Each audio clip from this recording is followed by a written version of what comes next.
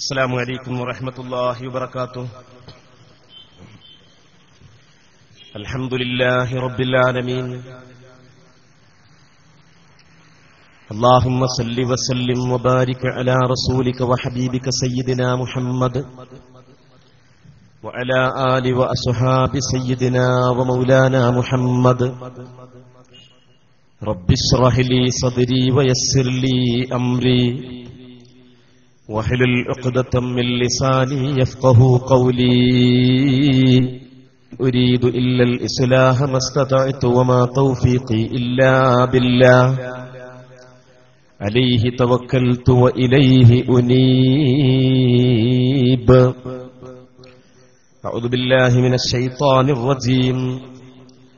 بسم الله الرحمن الرحيم.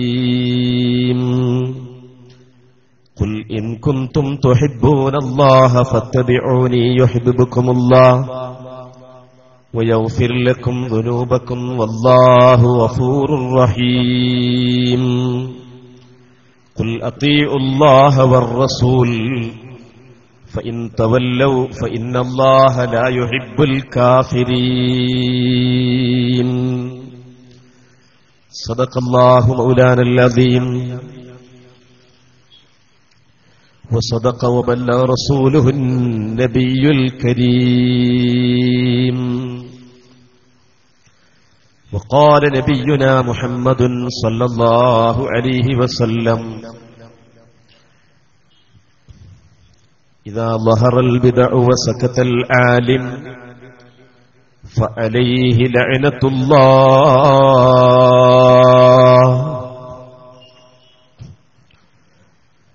وأفضل منك لم تر قط عيني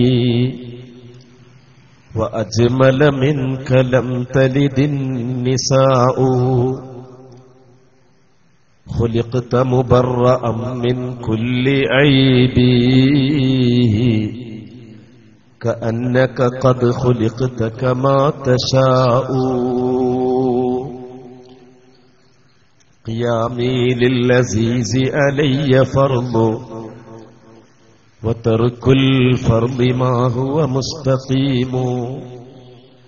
أجبت لمن له عقل وقلب يرى هذا الجمال ولا يقوم.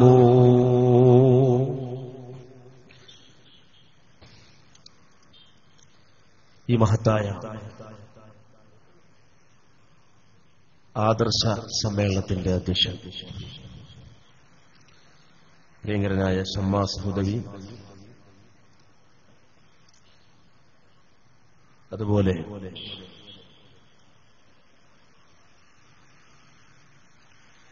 ഇവിടെ വേദിയിലുള്ള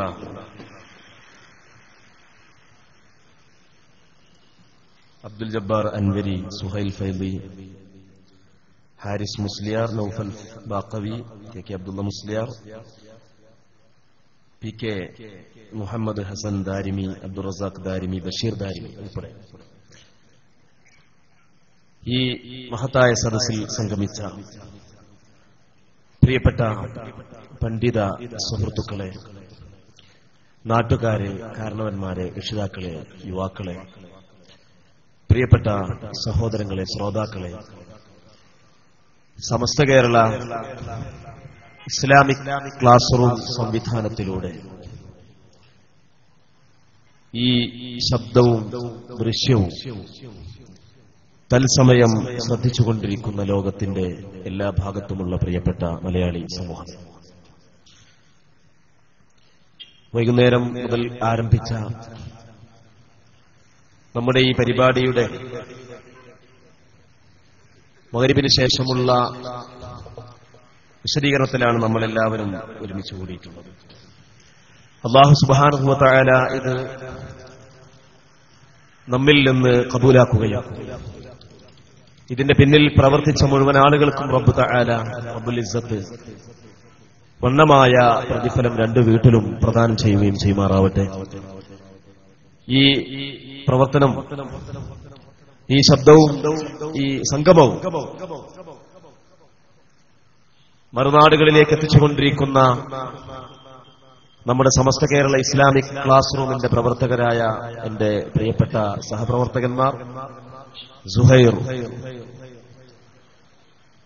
സാഹിബ് ഇയാടും അതുപോലെ അഷ്റഫ് പന്നൂരും ഉൾപ്പെടെയുള്ള നമ്മുടെ ഓൺലൈൻ സംവിധാനത്തിന്റെ മുഴുവൻ പ്രവർത്തകന്മാർക്കും അല്ലാഹു ദീർഘായുസ്സും ആഫിയത്തും ഏർപ്പാടുകളിൽ ബറക്കത്തും പ്രദാനം ചെയ്യുമാറാവട്ടെ.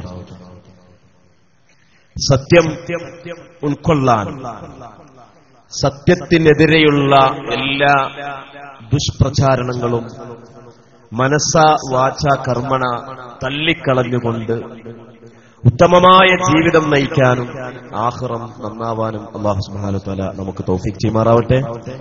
അല്ലാഹുവിന് വഴിപ്പെട്ടുകൊണ്ട് അവന്റെ വിധിവിലക്കുകൾ അനുസരിച്ചുകൊണ്ട് തഖ്വയിൽ അധിഷ്ഠിതമായ ജീവിതം നയിച്ച് മരണം വരെ അല്ലാഹുവിനെയും റസൂലിനെയും അല്ലാഹുവിന്റെ ദീൻ നമ്മുടെ കരങ്ങളിലേക്ക് എത്തിച്ചു തന്ന മുഴുവൻ ആളുകളെയും അനുസ്മരിക്കാനും അംഗീകരിക്കാനും അല്ലാഹു നമുക്ക് തൗഫീഖ് ചെയ്യുമാറാവട്ടെ. അവരെ തള്ളിപ്പറയുകയും വ്യംഗ്യമായും പ്രത്യക്ഷമായും തള്ളിപ്പറയുന്ന ആളുകളുടെ കൂട്ടത്തിൽ നിന്ന് തെറ്റിദ്ധരിച്ചു പോയ ആളുകളെ അല്ലാഹു നന്നാക്കിയെടുക്കുകയും ചെയ്യുമാറാവട്ടെ എന്ന് ഈ സന്ദർഭത്തിൽ ദുആ ചെയ്യുകയാണ്. പ്രിയപ്പെട്ട മുഅ്മിനീങ്ങളെ, വളരെ കുറഞ്ഞ സമയമാണ് നമ്മുടെ മുമ്പിലുള്ളത്. ആ സമയത്തിനകം ചില സുപ്രധാനങ്ങളായ കാര്യങ്ങൾ നിങ്ങളുടെ ശ്രദ്ധയിൽ പെടുത്തുകയും കാര്യങ്ങളെക്കുറിച്ചുള്ള അവബോധം വളർത്തിയെടുക്കുകയും ചെയ്യുക എന്നതാണ് എന്റെ പ്രസംഗത്തിന്റെ ലക്ഷ്യം. ഞാൻ എന്റെ പ്രസംഗത്തിന് അവലംബിക്കാൻ ഉദ്ദേശിക്കുന്ന എന്റെ പ്രസംഗത്തിലെ വിഷയമായിട്ട് ഞാൻ തിരഞ്ഞെടുക്കാൻ ഉദ്ദേശിക്കുന്നത് പ്രധാനമായും 2 സീഡികളാണ്. ഒന്ന്, കേരളമെന്ന് പറയുമ്പോൾ തമിഴ്നാട് പോലെയല്ല, ആന്ധ്രാപ്രദേശ് പോലെയല്ല, ഇതര സംസ്ഥാനങ്ങളെ പോലെയോ ഇതര നാടുകളെ പോലെയോ മറിച്ച് നമ്മുടെ ഈ കൊച്ചു കേരളം അവിഭക്ത ഭാരതത്തിൽ തന്നെ ആദ്യമായി ഇസ്ലാമിന്റെ അലയൊലി ആദ്യമായിട്ട് കേട്ടുണർന്ന പ്രദേശമാണ് നമ്മുടെ നാട്. ആ ഒരു ബോധം നമുക്ക് വേണം. ആ ഒരു ഓർമ്മ നമ്മൾ നഷ്ടപ്പെടുത്താൻ പാടില്ല. നമ്മുടെ പ്രഭാഷണങ്ങളിൽ, നമ്മുടെ പ്രവർത്തനങ്ങളിൽ, നമ്മുടെ ചിന്തകളിൽ, നമ്മുടെ സ്മരണകളിൽ നമ്മിലേക്ക് ഇസ്ലാം എങ്ങനെ വന്നു എന്ന വഴിയെക്കുറിച്ചുള്ള യഥാർത്ഥമായ ചരിത്രബോധം, ആ ചരിത്രബോധത്തിൽ വക്രീകരണം ഉണ്ടാവാൻ പാടില്ല. അതല്ലെങ്കിൽ വക്രീകരിച്ച വിശദീകരണങ്ങൾ ശ്രവിച്ചുകൊണ്ട് ചരിത്രബോധത്തെ വിനഷ്ടമാക്കാനും പാടില്ല. ഈ കൊച്ചു കേരളം എന്നു വന്നു, കൊച്ചു കേരളത്തിൽ ഇസ്ലാം എന്നു വന്നു എന്ന് ചോദിച്ചാൽ അല്ലാഹുവിന്റെ റസൂല് വഫാത്താകുന്നതിന് മുമ്പ് തന്നെ ഇവിടെ ബാങ്ക് വിളി കേട്ടിട്ടുണ്ട്. അല്ലാഹുവിന്റെ റസൂല് വഫാത്താകുന്നതിന് മുമ്പ് തന്നെ ഇവിടെ പള്ളികൾ ഉയർന്നിട്ടുണ്ട്. അല്ലാഹുവിന്റെ റസൂല് വഫാത്താകുന്നതിന് മുമ്പ് തന്നെ ഇവിടെ 5 നേരം നിസ്കാരം നിർവഹിക്കപ്പെട്ടു. അല്ലാഹുവിന്റെ റസൂല് വഫാത്താകുന്നതിന് മുമ്പ് തന്നെ 40 ആളുകൾ, 40 പ്രായപൂർത്തിയുള്ള സ്ഥിരതാമസക്കാരായ സ്വദേശികളായ നാട്ടുകാർ, പുരുഷന്മാർ താമസിക്കുന്ന മഹല്ലാണെങ്കിൽ ആ മഹല്ലുകളിൽ ഇവിടെ ജുമുഅ സ്ഥാപിക്കപ്പെടുകയുണ്ടായി. അന്ന് സ്ഥാപിക്കപ്പെട്ട ജുമുഅകൾക്ക് നേതൃത്വം വഹിച്ചത് പ്രിയപ്പെട്ട സ്വഹാബിമാരാണ്. അന്ന് സ്ഥാപിക്കപ്പെട്ട നിസ്കാരങ്ങൾക്ക് നേതൃത്വം വഹിച്ചത് മഹാന്മാരായ താബിഈങ്ങളാണ്. ഈ ഒരു ബോധം നമുക്ക് വേണം. നമ്മുടെ നാട്ടിൽ സ്വഹാബിമാർ വന്നിട്ടുണ്ട്, സ്വഹാബിമാരുടെ പാദസ്പർശനമേറ്റിട്ടുണ്ട്. താബിഈങ്ങൾ നമ്മുടെ നാട്ടിൽ ദീനിന്റെ ദഅവയുമായിട്ട് അണിനിരന്നിട്ടുണ്ട്. അവരുടെ ജീവിതമായിരുന്നു അവരുടെ ദഅവ, അവരുടെ ദഅവ പ്രവർത്തനം എന്ന് പറയുന്നത് കൊട്ടിഘോഷിച്ച പ്രസംഗങ്ങളായിരുന്നില്ല, അല്ലെങ്കിൽ ആക്ഷേപസ്വരത്തിലുള്ള ഹാസ്യഭാവത്തിലുള്ള പ്രഘോഷണങ്ങളായിരുന്നില്ല, മുഷ്ടി ചുരുട്ടിയുള്ള മുദ്രാവാക്യങ്ങളായിരുന്നില്ല. മറിച്ച് അവരുടെ ദഅവ എന്ന് പറയുന്നത് അവരുടെ ജീവിതം തന്നെയായിരുന്നു. അങ്ങനെയുള്ള സഹാബത്തിന്റെയും താബിഈങ്ങളുടെയും ആ മനോഹരമായ മനോഹരമായ പ്രവർത്തനങ്ങളിലൂടെ കൈമാറ്റം ചെയ്യപ്പെട്ട തലമുറകളായിട്ട് നമ്മിലേക്ക് എത്തിപ്പെട്ട മഹാന്മാരായ മഖദൂമിയങ്ങളിലൂടെ, സയ്യിദ് അലവി തങ്ങൾ മമ്പുറന്തങ്ങളിലൂടെ, മഹാനായ ഉമർ ഖാദിയിലൂടെ, മഹാനായ വരക്കൽ അബ്ദുറഹ്മാൻ ബാഅലവി മുല്ലക്കോയത്തങ്ങളിലൂടെ, പാങ്ങിൽ അഹ്മദ് കുട്ടി മുസ്ലിയാരിലൂടെ, റഷീദുദ്ദീൻ മൂസ മുസ്ലിയാരിലൂടെ, അതുപോലെ തന്നെ മഹാനായ റഈസുൽ മുഹഖ്ഖീൻ കണ്ണിയത്ത് ഉസ്താദിലൂടെ, ശംസുൽ ഉലമ ഇ.കെ. ഉസ്താദിലൂടെ, ഇ.കെ. മുസ്ലിയാരിലൂടെ ഒക്കെ കടന്നു വന്ന പരിശുദ്ധ ദീനാണ് നമ്മുടെ കയ്യിലെത്തിയിട്ടുള്ളത്. അത് വള്ളിപ്പുള്ളിക്ക് വ്യത്യാസമില്ലായിരുന്നു. വള്ളിപ്പുള്ളിക്ക് അവിടെ വ്യത്യാസം വന്നിട്ടില്ലായിരുന്നു. വ്യത്യാസപ്പെടുത്തുന്ന എന്തെങ്കിലും ഒറ്റപ്പെട്ട ശബ്ദങ്ങൾ എവിടെയെങ്കിലും പൊന്തിയുന്നിട്ടുണ്ടെങ്കിൽ ഓരോ കാലത്തും ജീവിച്ചിരുന്ന ഉലമാഉം ഉമറാഉം അതിനെ യഥോവിധം നേരിട്ട് കൊണ്ടതിനെ അപ്പത്തന്നെ കുഴിച്ചുമൂടി സംശുദ്ധമാക്കിയെടുത്ത പാരമ്പര്യമാണ് നമ്മുടെ മുന്നിൽ അവർ എത്തിച്ചു തന്നിട്ടുള്ളത് എന്നതാണ് യഥാർത്ഥമായ നമ്മുടെ ചരിത്രപരമായ ബോധം. നഷ്ടപ്പെടുത്താൻ പാടില്ല. പക്ഷേ ആ ചരിത്രപരമായ സൗന്ദര്യത്തെ പോയ നൂറ്റാണ്ടിലെ രണ്ടാം ദശകത്തിൽ അഥവാ 1920കളിൽ നമ്മുടെ നാടിനെന്തു സംഭവിച്ചു? ബ്രിട്ടീഷുകാരുടെയും ബ്രിട്ടീഷ് അനുകൂലികളുടെയും കിരാതമായ പ്രവർത്തനങ്ങളിലുള്ള പ്രതികരണമെന്നോണം മലബാറിലുണ്ടായ കലാപം. ആ കലാപാനന്തരം നമുക്ക് അരക്ഷിതാവസ്ഥ വന്നു. പലതും സംഭവിച്ചു. ആയിരക്കണക്കിന് സ്ത്രീകൾ വിധവകളായി. പലവരുടെയും മാനം നഷ്ടപ്പെട്ടു. യതീമുകൾ ധാരാളമുണ്ടായി. ധാരാളം ആളുകളെ നാടുകടത്തപ്പെട്ടു. പല ട്രാജഡികളും ഇവിടെ ഉണ്ടായി. അതൊക്കെ നിങ്ങൾക്കറിയാം. ഈ സന്ദർഭത്തിൽ അന്നുണ്ടായ ആ വർഷങ്ങളിലുണ്ടായ പ്രത്യേക സാഹചര്യത്തിൽ കടന്നു വന്ന പ്രസ്ഥാനം, ആ പ്രസ്ഥാനമാണ് വഹാബി പ്രസ്ഥാനം. വഹാബി പ്രസ്ഥാനം എന്ന് പറയുമ്പോൾ സൗദി അറേബ്യയിലാണ് വഹാബി പ്രസ്ഥാനത്തിന്റെ ജന്മം. അത് ഹിജ്റാബ്ദം 1100കളുടെ അന്ത്യത്തിലാണ് ഇതിന്റെ ജന്മം.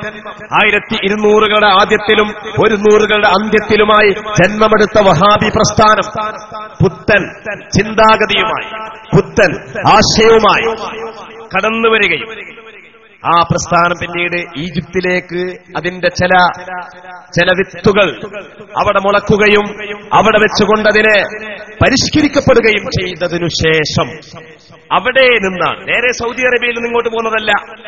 സൗദി അറേബ്യ എന്ന് പറയുന്ന ആ രാജ്യത്തിന്റെ 12 നൂറ്റാണ്ട് കാലത്തെ ചരിത്രവും 12 നൂറ്റാണ്ടിന് ശേഷമുള്ള 2 നൂറ്റാണ്ട് കാലത്തെ ചരിത്രവും തമ്മിൽ ഒരുപാട് മാറ്റമുണ്ട്. അതാ രാജ്യം സന്ദർശിച്ചവർക്കറിയാം, അവിടെ ജീവിച്ചവർക്കറിയാം, അവിടെ തൊഴിലെടുത്തവർക്കറിയാം, അതിനെക്കുറിച്ച് ചിന്തിച്ചവർക്കറിയാം. അങ്ങനെ അവിടെ നിന്ന് മോഡിഫൈ ചെയ്യപ്പെട്ട ഈജിപ്തിലൂടെ കടന്നു വന്ന വഹാബി പ്രസ്ഥാനം ഇവിടെ വന്നു. ആ വഹാബി പ്രസ്ഥാനം പിന്നീട് ഒരു 10-70 കൊല്ലം ഇവിടെ പ്രവർത്തിച്ചു. എങ്ങനെയാ പ്രവർത്തിച്ചത്? ഇസ്ലാമിന്റെ ഏറ്റവും പ്രധാനപ്പെട്ട, ഇസ്ലാം എന്ന് പറയുന്നത് കുറെ ആചാരങ്ങളും കാട്ടിക്കൂട്ടലുകളും മാത്രമല്ല. ഇസ്ലാം സമഗ്രമാണ്, ഇസ്ലാം സമ്പൂർണമാണ്. സമൂലമായ ജീവിത വ്യവസ്ഥിതിയാണ് ഇസ്ലാമിലുള്ളത്. സമൂലമായ ജീവിത വ്യവസ്ഥിതി. ആ ജീവിത വ്യവസ്ഥിതിയിൽ الدين وضع إلهي سائق لذوي العقول إلى ما هو خير لهم بالذات باختيارهم المحمود. ബുദ്ധിയുള്ള മനുഷ്യവർഗത്തിനും ജിന്നുവർഗത്തിനും മലക്കുവർഗത്തിനും അവരുടെ ആത്യന്തികമായ പരലോക ജീവിത വിജയത്തിലേക്ക് നയിക്കുന്ന ഇലാഹിന്റേതായ ജീവൽ പദ്ധതിയാണ് ദീനുൽ ഇസ്ലാം എന്ന് പറയുന്നത്. ആ ദീനുൽ ഇസ്ലാമിന് കുറെ കാട്ടിക്കൂട്ടലുകളും കുറെ പ്രവർത്തന മുഖങ്ങളും മാത്രമല്ലയുള്ളത്. ഈ പൂനൂർ എന്ന് പറയുന്ന ഈ നാട്ടിലുള്ള മുസ്ലിമീങ്ങൾ, ഇതിന്റെ അപ്പുറത്തുള്ള മുസ്ലിമീങ്ങൾ, കേരളത്തിലുള്ള മുസ്ലിമീങ്ങൾ, തമിഴ്നാട്ടിലുള്ള മുസ്ലിമീങ്ങൾ, ലോകത്തിന്റെ എല്ലാ ഭാഗത്തുമുള്ള മുസ്ലിമീങ്ങൾ, ഈ മുസ്ലിമീങ്ങളെയെല്ലാം ഒരേ ചരടിൽ കോർത്തിണക്കുന്ന അതിമഹത്തായ ഇസ്ലാമിന്റെ അടിത്തറയുണ്ട്. അതിമഹത്തായ അടിത്തറ. ആ അടിത്തറയാണ് എന്നെയും നിങ്ങളെയും ഒരേ ചരടിൽ കോർത്തിണക്കുന്നത്. ഞാനൊരു മുസ്ലിമാണ്, എന്റെ പിറകിലുള്ള ഉസ്താദുമാര് മുസ്ലിങ്ങളാണ്, ഈ ഇരിക്കുന്ന ആളുകൾ മുസ്ലിങ്ങളാണ്, ആ നിൽക്കുന്ന ശ്രോതാക്കൾ മുസ്ലിങ്ങളാണ്. ഇവരെല്ലാം നമ്മൾ മുസ്ലിങ്ങൾ മുഅ്മിനുകൾ എന്ന് പറയുന്നത് എന്തർത്ഥത്തിലാ? എവിടെയാണ് നമ്മൾ ഏകോപിപ്പിക്കുന്ന കാര്യം? എവിടെയാണ്? ചിന്തിക്കണം. വഹാബി പ്രസ്ഥാനവും മൗദൂദി പ്രസ്ഥാനവും തബ്ലീഗി പ്രസ്ഥാനവും ഒക്കെ അടിസ്ഥാനപരമായിട്ട് മനസ്സിലാക്കിയെടുക്കാത്ത ഏറ്റവും പ്രധാനപ്പെട്ട ഒരു പോയിന്റാണ് എന്റെ പ്രിയപ്പെട്ട മുഅ്മിനീങ്ങളെ ഞാൻ ആദ്യം പറയാൻ ഉദ്ദേശിക്കുന്നത്. എന്താണ് നമ്മളെ ഒരേ ചരടിൽ കോർത്തിണക്കിയത്? ഇന്ന് നിങ്ങളുടെ പള്ളിയിൽ ബാങ്കുലി കേട്ടു, മഗ്രിബിന് ബാങ്ക് കൊടുത്തു. ആ ബാങ്ക് കൊടുത്തപ്പോ നിങ്ങളെല്ലാവരും ജമാഅത്തായി നിസ്കരിച്ചു. ഈ ഉള്ളവൻ യാത്രയിലായതുകൊണ്ട് നിങ്ങളുടെ ജമാഅത്തിൽ പങ്കെടുക്കാൻ സാധിച്ചില്ല. അവിടെ നടക്കുന്ന രണ്ടാമത്തെ ജമാഅത്തിലാണ് പങ്കെടുത്തത്. അപ്പോ എന്റെയും നിങ്ങളുടെയും നിസ്കാരത്തിന്റെ സമയങ്ങൾ തമ്മിലൊരു വ്യത്യാസം വന്നു. ഇനി ഈ റോഡിലൂടെ 132 കിലോമീറ്റർ സഞ്ചരിക്കുന്ന എത്ര യാത്രക്കാരുണ്ട്? ആ യാത്രക്കാരിൽ പലരും അവരുടെ മനസ്സിലൊരു നിയ്യത്ത് വന്നിട്ടുണ്ടാകും. ഇപ്പോൾ എന്താ? ഞാൻ ഇപ്പൊ മഗ്രിബ് നിസ്കരിക്കുന്നില്ല, എന്റെ മഗ്രിബ് നിസ്കാരം ഇശാ ബാങ്ക് കൊടുത്തതിന് ശേഷം, ഞാൻ എന്റെ യാത്ര ഇറങ്ങിയതിനു ശേഷം എനിക്ക് സൗകര്യപ്പെടുന്ന ഒരു സ്ഥലത്ത് വെച്ചുകൊണ്ട് മഗ്രിബിയെ ഞാൻ ഇശായിലേക്ക് പിന്തിക്കുകയാണ്. അങ്ങനെ ഞാൻ മഗ്രിബും ഇശാവും ഒന്നിച്ചു നിർവഹിക്കുകയാണ്. ഇശാഇന് ഇന്നിവിടെ ബാങ്ക് കൊടുക്കുമ്പോൾ ഇൻഷാ അല്ലാഹ് നമ്മളെല്ലാവരും ഇശാ നിസ്കരിക്കണം.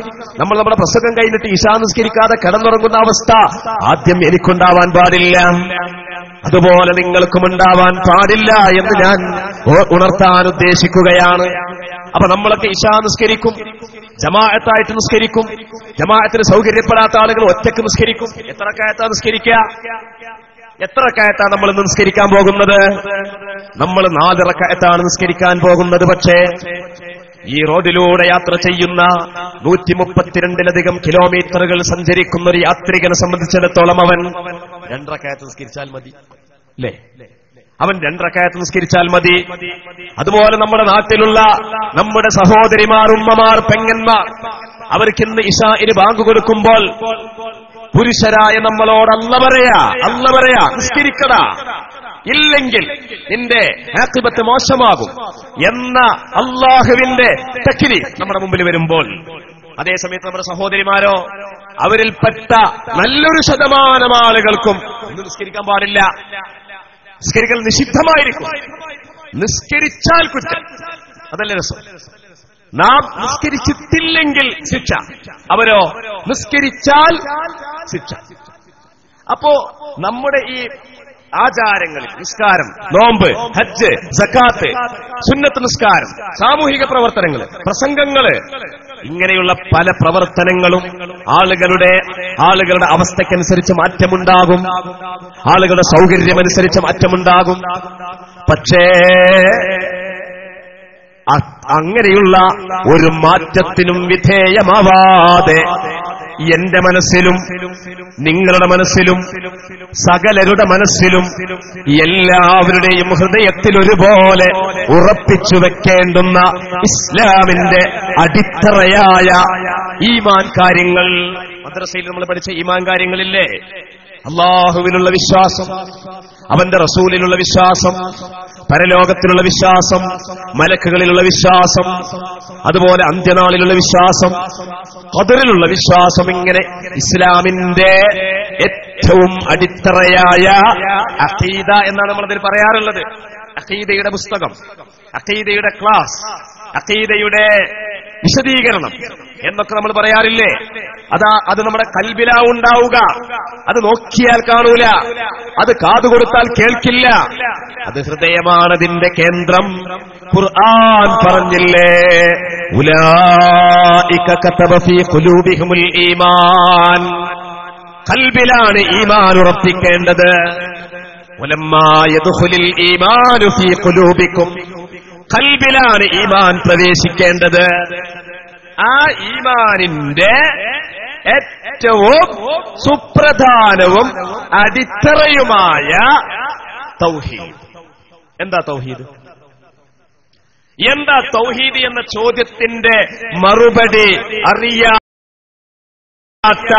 ഒരൊറ്റ മുസ്ലിമും നമ്മുടെ നാട്ടിലില്ല. അത് നമുക്ക് കൈമാറി കിട്ടിയ തൗഹീദ്. എന്താണ് അതിന്റെ അർത്ഥം? ഏകദൈവ വിശ്വാസം എന്നാണ് അതിന്റെ അർത്ഥം. എന്താണ് അതെന്താണെന്ന് ചോദിച്ചാൽ എന്താ നമ്മൾ കൊടുക്കേണ്ടുന്ന മറുപടി? എന്താ തൗഹീദ് എന്ന് ചോദിച്ചാൽ കൊടുക്കേണ്ട മറുപടി എന്താ? ലാ ഇലാഹ ഇല്ലല്ലാഹ് എന്നാണ് അതിന്റെ മറുപടി. വമാ അർസൽനാ മിൻ ഖബ്ലിക മിർ റസൂലിൻ ഇല്ലാ നൂഹി ഇലൈഹി അന്നഹു ലാ ഇലാഹ ഇല്ലാ അനാ ഫഅ്ബുദൂൻ. ലാ ഇലാഹ ഇല്ലല്ലാഹ് إنهم كانوا إذا قيل لهم لا إله إلا الله يستكبرون ويقولون إنا لتاركو آلهتنا لشاعر مجنون. لا إله إلا الله فاعلم أنه لا إله إلا الله. നമസ്കാരത്തിന് ശേഷം നമ്മൾ 10 തവണ ചൊല്ലുന്ന ലാ ഇലാഹ ഇല്ലല്ലാഹ്, മറ്റു സന്ദർഭങ്ങളിൽ നമ്മൾ ചൊല്ലുന്ന ലാ ഇലാഹ ഇല്ലല്ലാഹ്. മയ്യത്തിന്റെ പിറകിൽ നടക്കുമ്പോൾ നമ്മൾ വളരെ നല്ല ചിന്തയോടുകൂടി ചൊല്ലുന്ന ലാ ഇലാഹ ഇല്ലല്ലാഹ്. നാവുകൊണ്ട് ചൊല്ലുന്ന ലാ ഇലാഹ ഇല്ലല്ലാഹ് ഹൃദയത്തിൽ ഉറപ്പിക്കുമ്പോഴാണ് അത് തൗഹീദ് എന്ന് പറയുന്നത്. ആ തൗഹീദിൽ വിള്ളൽ വരുത്തിയവർ. അതുപോലെ തന്നെ ലാ ഇലാഹ ഇല്ലല്ലാഹ് മാത്രം പോരട്ടോ, നമ്മുടെ പ്രസംഗത്തിലും നമ്മുടെ പ്രചാരണങ്ങളിലും നമ്മുടെ പ്രവർത്തനങ്ങളിലും ഒരു ലാ ഇലാഹ ഇല്ലല്ലാഹയുടെ കാര്യം മാത്രം പറഞ്ഞാൽ പോരാ. അങ്ങനെയാണ് ചില ആൾക്കാർ. ചില ആളുകൾ അങ്ങനെ അവർക്കൊരു ലാ ഇലാഹ ഇല്ലല്ലാഹയുടെ കാര്യം പറയുന്നത് അതിന്റെ അർത്ഥം തെറ്റി പറയും ചെയ്യും. അങ്ങനെയല്ല, മുഹമ്മദുർ റസൂലുള്ളാഹ് അതുകൂടി ചേർക്കണം. അത് രണ്ടും കൂടി സമ്മിശ്രമാകുന്ന, അപ്പോഴാണ് നമ്മുടെ തൗഹീദിന്റെയും റിസാലത്തിന്റെയും വിശ്വാസത്തിന്റെ പൂർണ്ണത, ആ വിശ്വാസത്തിന്റെ സ്വീകാര്യത, ആ വിശ്വാസത്തിന്റെ സാധുത, അല്ലാഹുവിന്റെ പക്കൽ നിന്നുള്ള സ്വീകാര്യത അതുണ്ടാവുകയുള്ളൂ. ആ മുഹമ്മദുർ റസൂലുള്ളാഹ് എന്ന മുഹമ്മദ് നബി അല്ലാഹുവിന്റെ റസൂലാണെന്നുള്ള ആ വിശ്വാസം അതിന് വിള്ളൽ വരും.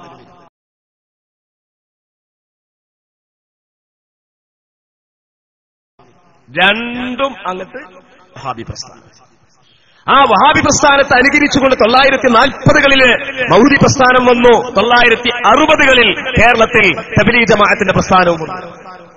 ഈ മൂന്നും ഒരേ ചരടിൽ കോർത്തിണക്കപ്പെട്ട ത്രിശക്തികൾ ആണ് എന്ന് അവരുടെ സാഹിത്യങ്ങളും പ്രവർത്തനങ്ങളും അവരുടെ വിശദീകരണങ്ങളും തെളിയിച്ചുകൊണ്ടിരിക്കുകയാണ്. ആ കൂട്ടത്തിൽ നമ്മുടെ പ്രവർത്തകന്മാരിൽ നിന്ന് പൂനൂരിലുള്ള നമ്മുടെ SKSF-ന്റെയും SYS-ന്റെയും പ്രവർത്തകന്മാരിൽ നിന്ന് ഈ ഉള്ളവന് കിട്ടിയ 2 CD-യാണ് ഞാൻ ഇന്ന് എന്റെ പ്രസംഗത്തിലെ പ്രധാനപ്പെട്ട വിഷയമാക്കും. ഒരിക്കലും ആ CD-യിൽ പ്രസംഗിച്ച ആളുകളെ പരാമർശിക്കുക എന്നത് നമ്മുടെ ലക്ഷ്യമല്ല, അതിന്റെ ആവശ്യവുമില്ല. പക്ഷേ ആ CD-യിലുള്ള ആശയങ്ങൾ അള്ളാഹുവിന്റെ ദീനുൽ ഇസ്ലാമിനെ എന്തുമാത്രം കൊന്നനം കാണിച്ചിട്ടുണ്ട് എന്ന് സ്നേഹബുദ്ധ്യ, സാഹോദര്യവിദ്യ, ഒരു ഉണർത്തൽ മാത്രം, ഒരു ഓർമ്മപ്പെടുത്തൽ മാത്രം, അത്രേ ഉള്ളൂ നമുക്ക് കഴിയാം. ശുദ്ധ ഖുർആൻ പറഞ്ഞു, ഫദക്കിർ ഫദക്കിർ ഫഇന്ന ദിക്റാ തൻഫഉൽ മുഅ്മിനീൻ. ഓർമ്മപ്പെടുത്തി കൊടുക്കണം. ഓർമ്മപ്പെടുത്തി കൊടുത്താൽ അത് ഉപകാരപ്പെട്ടാലോ? അതുകൊണ്ട് ആ ഒരു വിഷയം മാത്രമാണ് എന്റെ പ്രിയപ്പെട്ട മുഅ്മിനീങ്ങൾ. ഒരു CD സിറാത്തു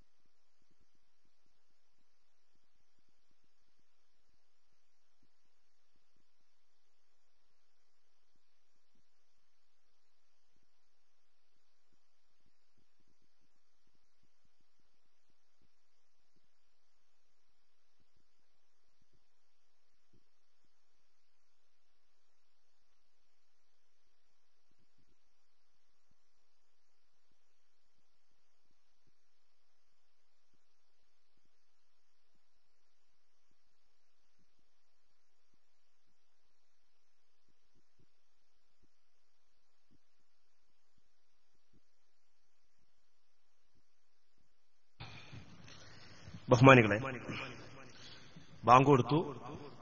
ഇൻഷാ അല്ലാഹ് നിസ്കാരം വളരെ പ്രധാനമാണ്. അപ്പോ ഇപ്പൊ നമ്മൾ പിരിഞ്ഞാല് ഒരു സൗകര്യത്തിന് വേണ്ടി നമ്മൾ പിരിഞ്ഞാല് പിന്നെ അത് ഒന്നുകൂടി തട്ടിക്കൂടുക എന്നുള്ളൊരു പ്രയാസമാവും. അപ്പൊ നമ്മള് ഇൻഷാ അല്ലാഹ് എന്റെ പ്രസംഗം അധികം ദീർഘിപ്പിക്കാതെ നിർത്തുമ്പോ നമുക്ക് ജമാഅത്തായിട്ട് നിസ്കരിക്കാം. ഖാന നബി സല്ലല്ലാഹു അലൈഹി വസല്ലം യുഅഖിറുൽ ഇശാ ഇലാ സുലുസിൽ ലൈൽ. നബി സല്ലല്ലാഹു അലൈഹി വസല്ലം തങ്ങൾ ഇശാഇനെ രാത്രിയുടെ കുറച്ച് അപ്പുറത്തേക്ക് പിന്തിക്കാറുണ്ടായിരുന്നു എന്നൊക്കെ സഹീഹുൽ ബുഖാരിയിലുള്ള ഹദീസ് ഒക്കെ ഉണ്ടല്ലോ. അത് ചില സന്ദർഭത്തിനനുസരിച്ച് ചെയ്തായിരിക്കും. എന്നതുപോലെ നമുക്കങ്ങനെ ചെയ്യാം. അല്ലാഹു സുബ്ഹാനഹു വ തആല മടക്കം കൂടാതെ കൃത്യമായി നിസ്കാരം നിർവഹിക്കുവാൻ വേണ്ടി നമുക്കെല്ലാവർക്കും അല്ലാഹു തൗഫീഖ് ചെയ്യുമാറാവട്ടെ. അതിൽ വല്ല അബദ്ധങ്ങളും എന്തെങ്കിലുമൊക്കെ കുറവുകൾ നമ്മുടെ ജീവിതത്തിന്റെ കഴിഞ്ഞു പോയ ഇന്നലകളിൽ സംഭവിച്ചു പോയിട്ടുണ്ടെങ്കിൽ റബ്ബേ അത് ഞങ്ങൾക്ക് നീ പുറത്തു തരണം റഹ്മാനെ. ഖളാ ആയിപ്പോയ നിസ്കാരങ്ങളുണ്ടെങ്കിൽ അത് ജീവിതത്തിന്റെ അവശേഷിക്കുന്ന സമയത്ത് ഖളാ വീട്ടാൻ റബ്ബേ ഞങ്ങൾക്ക് നീ തൗഫീഖ് നൽകണം റഹ്മാനെ എന്ന് ഈ സന്ദർഭത്തിൽ ദുആ ചെയ്യാം. എന്റെ പ്രിയപ്പെട്ട മുഅ്മിനീങ്ങളെ, ഒന്ന്, ഈ വഹാബി പ്രസ്ഥാനം 2002 വരെ പ്രവർത്തിച്ചു. 2002 വരെ അവർ പറഞ്ഞു ലാ ഇലാഹ ഇല്ലല്ലാഹ് എന്ന് പറഞ്ഞാൽ അതിന്റെ അർത്ഥം എന്താണ്? ആരാധനക്ക് അർഹൻ. ഇവിടെ ആരാധിക്കുന്ന മനുഷ്യരെയും അതിനു മുമ്പായിട്ട് ബഹുമാനപ്പെട്ട നമ്മുടെ ഷാമിൽ എന്ന നമ്മുടെ പ്രവർത്തകൻ നിങ്ങളെ സമീപിക്കുന്നു, ബക്കറ്റുമായിട്ട് സമീപിക്കുകയാണ്. അപ്പൊ അദ്ദേഹം നല്ല ഒരു നിങ്ങളെ കൊണ്ട് കഴിയുന്ന നല്ല ഒരു തുക, അത് 50 കഴിയുന്നവരുണ്ട്, 100 കഴിയുന്നവരുണ്ട്, അതിനപ്പുറം കഴിയുന്നവരുണ്ട്. ഓരോ ആളുകളും അവരവരുടെ സ്ഥിതിവിശേഷം അനുസരിച്ചുകൊണ്ട് ആ ബക്കറ്റിനെ വിജയിപ്പിക്കണമെന്ന് സാന്ദർഭികമായി നിങ്ങളോട് എല്ലാവരോടും ഉണർത്തുകയാണ്. അല്ലാഹു സുബ്ഹാനഹു വ തആല നല്ല കൂലിയും അതുപോലെ നല്ല ജീവിത വിജയവും റബ്ബ് തആല നമുക്ക് എല്ലാവർക്കും പ്രദാനം ചെയ്യുമാറാവട്ടെ എന്നും ദുആ ചെയ്യുക. എന്റെ പ്രിയപ്പെട്ട മുഅ്മിനീങ്ങളെ, 2002 ശേഷം കേരളത്തിലുള്ള വഹാബി പ്രസ്ഥാനം പൊട്ടിപ്പിളർന്നു. ആ പിളർപ്പിൽ 2 ധാരകളായി അവർ പിളർന്നു. അത് സംഘടനാപരമായ ഒരു പിളർപ്പായിരുന്നുവെങ്കിൽ, സംഘടനകളിൽ പിളർപ്പുണ്ടാവാറുണ്ട്, പിളർന്ന സംഘടനകൾ വീണ്ടും കൂടിച്ചേരാറുണ്ട്. അതൊക്കെ നമ്മുടെ കേരളം കണ്ടു മടുത്ത വിഷയങ്ങളാണ്. അതൊരു പുതുമയോ പുത്തരിയോ നമുക്കില്ല. സംഘടനാപരമായ അല്ലെങ്കിൽ നയപരമായ പ്രശ്നങ്ങളിൽ, വീക്ഷണപരമായ കാര്യങ്ങളിലുള്ള ഭിന്നിപ്പ് പലപ്പോഴും പിളർപ്പിലേക്ക് എത്തിക്കാറുണ്ട്. അതല്ല ഇവിടെ പ്രശ്നം. ഇവിടെ കേരളീയ മുസ്ലിംകളുടെ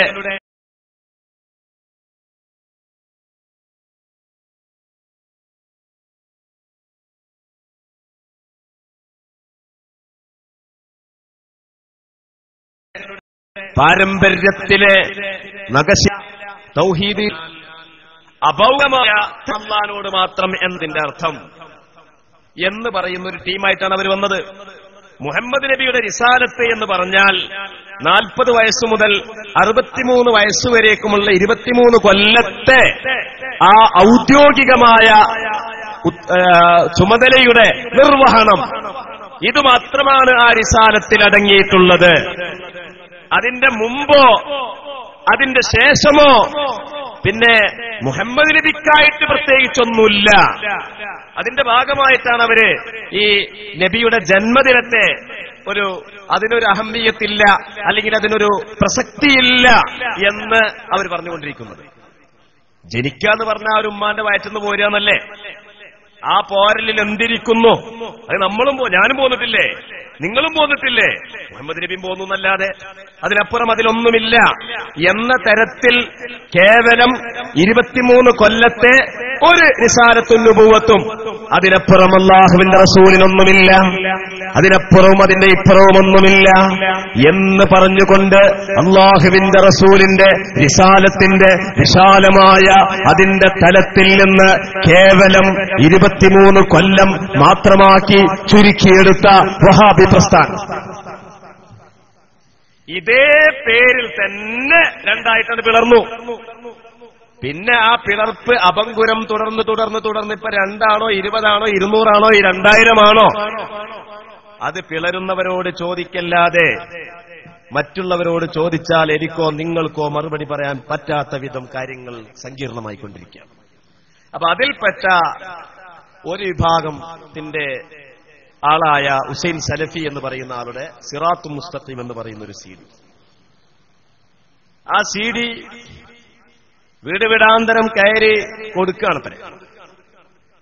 പക്ഷെ ഒറ്റ വീട്ടിലും ആ CD ആരെങ്കിലും കാണുന്നുണ്ടെങ്കിൽ അവർക്ക് അത് കേൾക്കുമ്പോ തന്നെ മനസ്സിലാക്കാൻ കഴിയും. നമ്മുടെ പ്രവർത്തകന്മാര് അതിന്റെ ഒരു CD എന്റെ കയ്യിലെത്തിച്ചു. ഞാൻ മിനിഞ്ഞാന്ന് അസറിന് ശേഷം ആ CD ഒന്ന് കണ്ടു. ഒരു പുതുമയില്ല. ആ പഴയ പാട്ട് ഇങ്ങനെ പാടുകയെന്നല്ല, പിന്നെ വയലിന്റെ ശൈലിയാണെന്ന് മാത്രം. നല്ല വയലിന്റെ ശൈലിയാണ് എന്നതിൽ കവിഞ്ഞ ഒന്നുമില്ല. ഒരു മുസൽമാന്റെ ഈമാനിനെ തെറ്റിപ്പിക്കാൻ മാത്രം അതിനൊരു ശക്തിയുമില്ല എന്ന് ഒരു മുഅ്മിനിന്റെ ഉറച്ച ഈമാനിന്റെ ഉടമയായ, ഉറച്ച ഈമാനിന്റെ ഖൽബിന്റെ ഉടമയായ മുഅ്മിനിന്റെ പ്രതികരണം അങ്ങനെയായിരിക്കും. ഇത്രേ ഉള്ളൂ. ഇത് രണ്ടാമത്തൊരു CD ഇവിടെ പൂനൂരിൽ തന്നെ പ്രസംഗിച്ചു എന്ന് പറയപ്പെടുന്ന മടവൂരി വിഭാഗം, അതിന്റെ നേതാവ് കരിമ്പിലാക്കൽ എന്ന് പറയുന്ന ഒരു പടപട പ്രാസംഗികൻ. ഈ രണ്ട് CDകളും, പക്ഷേ രണ്ടാമത്തെ ആളുടെ CD-യിൽ വളരെ കുറഞ്ഞ ഭാഗത്തു മാത്രമാണ് നമ്മൾ പരാമർശിച്ചിട്ടുള്ളത്. മറ്റു ഭാഗങ്ങളെല്ലാം തന്നെ അവർ തമ്മിലുള്ള ആരാ മുശ്രിക്ക് ആരാ കാഫിർ എന്നുള്ളതുമായി ബന്ധപ്പെട്ട ചർച്ചയാണ്. ഞാനല്ല നീയാണ് കാഫിറും മുശ്രിക്കും എന്ന് പറഞ്ഞ് ഇവരുടെ ചർച്ചയും പ്രസംഗവും കേട്ടാൽ തോന്നിപ്പോകും. എന്താ തോന്നുന്നറിയും? ഈ ശിർക്ക് തൗഹീദ് എന്നൊക്കെ പറഞ്ഞാൽ മുസ്ലിമീങ്ങളുടെ ഇടയിൽ നടക്കുന്ന ചില കാര്യങ്ങളാണ്. ശിർക്ക് തൗഹീദ് എന്ന് പറഞ്ഞാൽ മുസ്ലിമീങ്ങളുടെ ഇടയിലാണ് ഈ പറഞ്ഞ പരിപാടിയൊക്കെ ഉള്ളത് എന്ന് അമുസ്ലിമീങ്ങൾക്ക് പോലും, നമ്മുടെ അമുസ്ലിം സുഹൃത്തുക്കൾ എന്ന് പറയുമ്പോൾ നിങ്ങൾ നോക്കണം അവരുടെ വിശാലത, അവരുടെ മനസ്സിന്റെ വിശാലത എത്രമാത്രമായിരുന്നു എന്ന് നമ്മൾ ആലോചിക്കണം. ആ സാർത്ഥവാഹക സംഘം മാലിക്കുദ്ദീനാറിന്റെ നേതൃത്വത്തിൽ കേരളത്തിൽ വന്നപ്പോൾ അവർക്ക് ഇളനീരും ഭൂമിയും സൗകര്യങ്ങളും താമസിക്കാനുള്ള സ്ഥലവും നൽകിയത് ആരാ? ഈ നാട്ടുകാരല്ലേ, ഇവിടുത്തെ ഹൈന്ദവരല്ലേ? എത്ര നല്ല സാഹോദര്യത്തിന്റെയും സ്നേഹത്തിന്റെയും സ്വീകാര്യതയുടെയും സ്വീകരണത്തിന്റെയും മാതൃകയാണ് അവർ കാണിച്ചത്. അവരെപ്പോലും തെറ്റിദ്ധരിപ്പിക്കുന്ന വിധത്തിലുള്ള പ്രസംഗങ്ങൾ അതല്ലേ നടത്തിക്കൊണ്ടിരിക്കുന്നത്? അതിലെന്താ പറഞ്ഞത്? അതിൽ പ്രധാനമായി പറഞ്ഞത് മാലയും മൗലൂദുകളുമൊക്കെ. മാല മൗലൂദ് എന്ന് പറയുമ്പോൾ നമ്മുടെ നാട്ടിലുള്ള മുസ്ലിമീങ്ങൾ, പൂനൂരിലെയും പരിസരത്തെയും മുസ്ലിമീങ്ങൾ മാല പരിചയമുള്ളവരാണ്, മൗലിദ് പരിചയമുള്ളവരാണ്. മാലയും മൗലിദും എന്ന് പറയുമ്പോൾ എന്താ അത് തമ്മിലുള്ള വ്യത്യാസം? മൗലിദാകുമ്പോ അറബിയിലായിരിക്കും, മാലയാകുമ്പോ മലയാളത്തിലായിരിക്കും.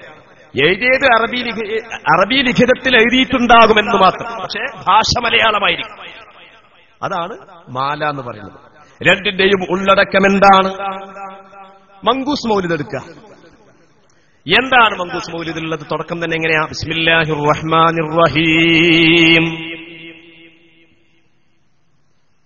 പാടില്ലാത്ത കുല്ലു അംരിൻ ദീബാലില്ലാ യുബ്ദഉ ഫീഹി ബിസ്മില്ലാഹി ഫഹുവ അഖ്തഉ.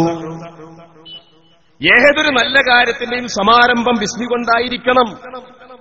മങ്കൂസ് മൗലിദ് ആ കാര്യം നിർവഹിച്ചു. പിന്നെ രണ്ടാമത്തെ വരിയിൽ എന്താ?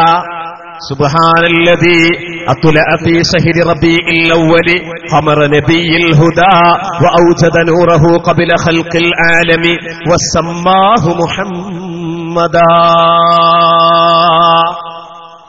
സുബ്ഹാനല്ലദീ അത്ലഅ ഫീ ശഹരി റബീഇൽ അവ്വലി ഖമറ നബിയിൽ ഹുദാ വഔജദ നൂറഹു ഖബല ഖൽഖിൽ ആലം വസമ്മാഹു മുഹമ്മദാ. ഈ പ്രപഞ്ചത്തിന്റെ പ്രഥമ സൃഷ്ടിപ്പായി പ്രവാചകന്റെ ആത്മീയമായ ഒളിവിനെ സംവിധാനിച്ച രാജാതിരാജനായ റബ്ബ് തആലയെ എല്ലാ ന്യൂനതകളെ തൊട്ടും പരിശുദ്ധനാണെന്ന് ഞാൻ വിശ്വസിക്കുന്നു, പ്രകീർത്തിക്കുന്നു. ഇതല്ലേ മങ്കൂസ് മൗലിദിന്റെ രണ്ടാമത്തെ വരിയിൽ രണ്ട് കാര്യമുള്ളത്. ഒന്ന് അല്ലാഹുവിനോടുള്ള പ്രകീർത്തനം, അവനെ സംശുദ്ധപ്പെടുത്തൽ. രണ്ട് പ്രവാചകന്റെ ആത്മീയ ഒളിവിന്റെ പ്രാഥമികത. ഈ രണ്ട് കാര്യമുള്ളത്. എന്തിനാ രണ്ട് കാര്യം മങ്കൂസ് മൗലിദിൽ ഉൾപ്പെടുത്തിയത്? അതിന്റെ വ്യക്തമായ ഇസ്ലാമിക പക്ഷം എന്റെ മുഅ്മിനീങ്ങളെ നമ്മളൊന്ന് മനസ്സിലാക്കണം. ഒരിക്കൽ സ്വഹാബിമാരെ മസ്ജിദുൻ നബവിയിൽ ഒരുമിച്ച് കൂടുകയാണ്. മസ്ജിദുൻ നബവിയിൽ സ്വഹാബിമാർ ഒരുമിച്ച് കൂടുകയാണ്. അവരിങ്ങനെ അവിടെ ഇരുന്നു കൊണ്ട് കുറെ ദിക്റുകൾ ഉരുവിടുകയാണ്. സംഘമായ ദിക്റ്, സംഘം കൂടിയുള്ള ദിക്റ്.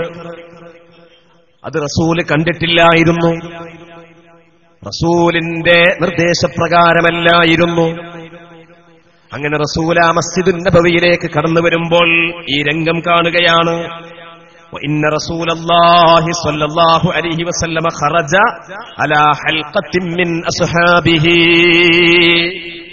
അല്ലാഹുവിന്റെ റസൂല് അതാ മദീനത്ത് ചെന്ന പള്ളിയിൽ കയറുമ്പോൾ അവിടെ ഒരു ഹൽഖ എന്ന് പറയില്ലേ, ദിക്റിന്റെ ഹൽഖ എന്ന് പറയില്ലേ, ആ പ്രയോഗം സ്വഹാബത്തിന്റെ കാലത്തുള്ള പ്രയോഗ. പക്ഷെ അതിനെപ്പോലും പച്ചയായി നിർലജ്ജം പരിഹസിക്കുന്ന കവലകളല്ലേ ഇന്ന് കേരളത്തിന് സാക്ഷിയാകേണ്ടി വരുന്നത്? വല്ലാത്ത ദുരന്തം അല്ലേ? എന്തുമാത്രം ശോചനീയമായ രംഗമാണിത്. എന്നിട്ട് ഫഖാല, റസൂല് ചോദിക്കുകയാണ്, മാ അജ്ലസകും, നിങ്ങളെ എന്താണ് ഇവിടെ ഇരുത്തിയിട്ടുള്ളത്?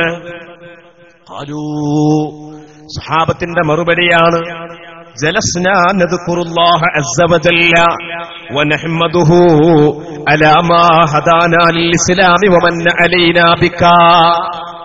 നബിയെ, ഞങ്ങൾ ഇവിടെ ഇരിക്കുന്നത് അല്ലാഹുവിനെ ദിക്ർ ചൊല്ലാൻ വേണ്ടിയാണ്, അവനെ പ്രകീർത്തിക്കാൻ വേണ്ടിയാണ്. എന്തിന്റെ പേരിൽ? എന്തിന്റെ പേരിൽ? അലാ മാ ഹദാനാ ലിൽ ഇസ്ലാം, ഇസ്ലാമിലേക്ക് അവൻ നമ്മെ നേർവഴി കാണിച്ചു. വമന്ന അലൈനാ ബികാ, നബിയെ അങ്ങയെ കൊണ്ട് അല്ലാഹു ഞങ്ങൾക്ക് അനുഗ്രഹം തരികയും ചെയ്തു. രണ്ട് കാരണത്താൽ. ഒന്ന് അല്ലാഹുവിന്റെ ഹിദായത്ത്, രണ്ട്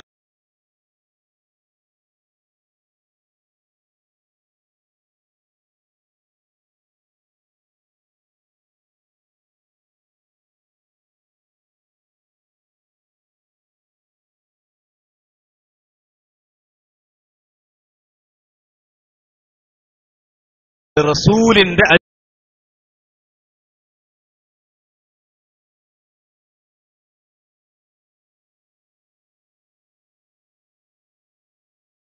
അനുഗ്രഹം.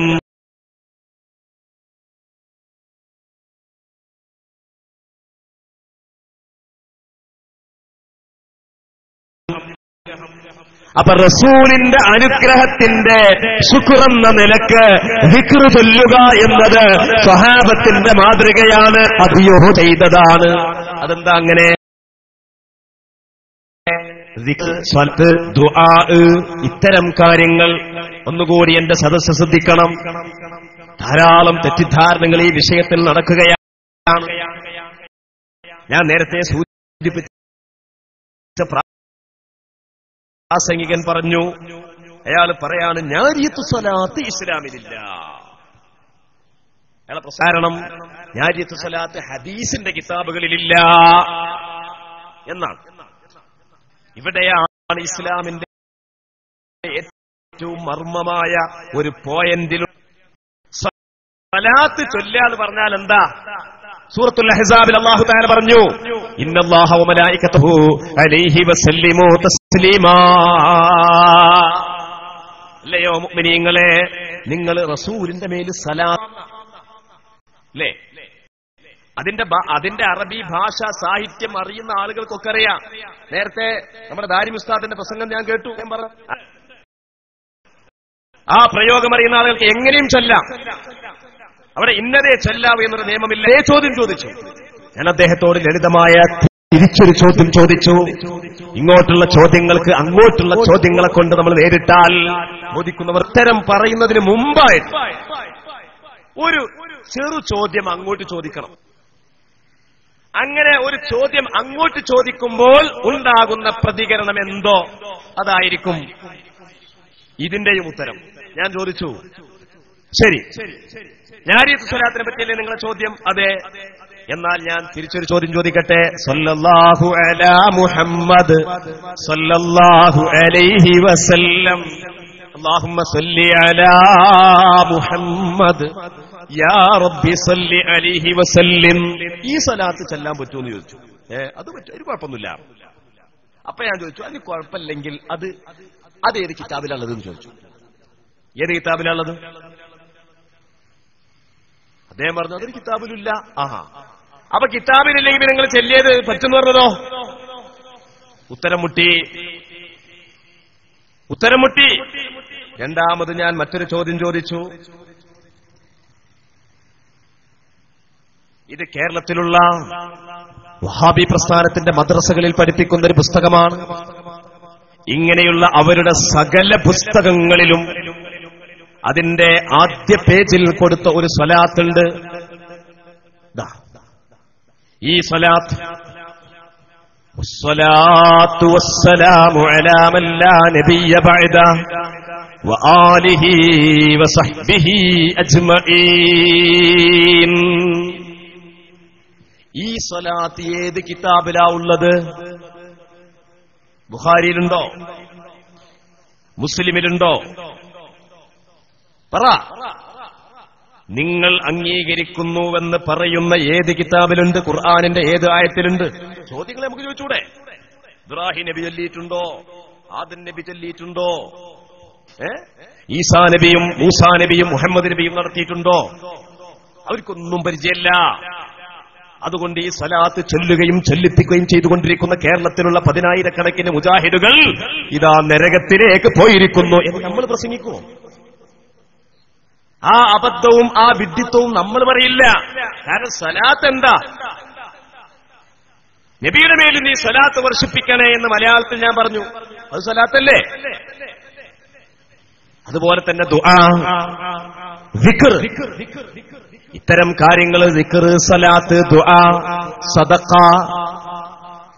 ഇങ്ങനെയുള്ള പ്രവർത്തനങ്ങൾ അത് ഇന്നതേ ആകാവൂ എന്നുണ്ടോ?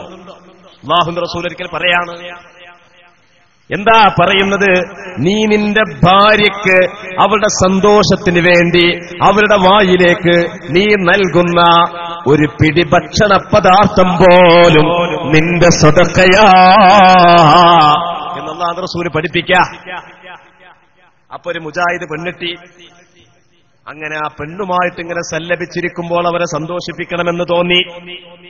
അവളെ സന്തോഷിപ്പിക്കുവാൻ വേണ്ടി അവരുടെ വായിലേക്ക് ഒരു മധുരപലഹാരം നൽകുന്നത് സ്വതക്കയാണെന്ന റസൂലിന്റെ ഒരു ഹദീസ് അയാൾ പഠിച്ചിട്ടുമുണ്ട്. അപ്പൊ അയാൾ ഇങ്ങനെ ചിന്തിക്കുകയാണ്, ഞാനിപ്പോൾ അവൾക്ക് കൊടുക്കുന്നത് ഒരു ലഡുവാണെങ്കിൽ അതൊരു പുണ്യകർമ്മമാണല്ലോ, അത് പരലോകത്ത് കൂലി കിട്ടുന്നൊരു കാര്യമാണല്ലോ, അത് സദഖയാണല്ലോ. പക്ഷേ ഇങ്ങനെ ഒരു ലഡു മൂസാ നബി കൊടുത്തിട്ടുണ്ടോ? ഇങ്ങനെ ഒരു ലഡു ഈസാ നബി കൊടുത്തിട്ടുണ്ടോ?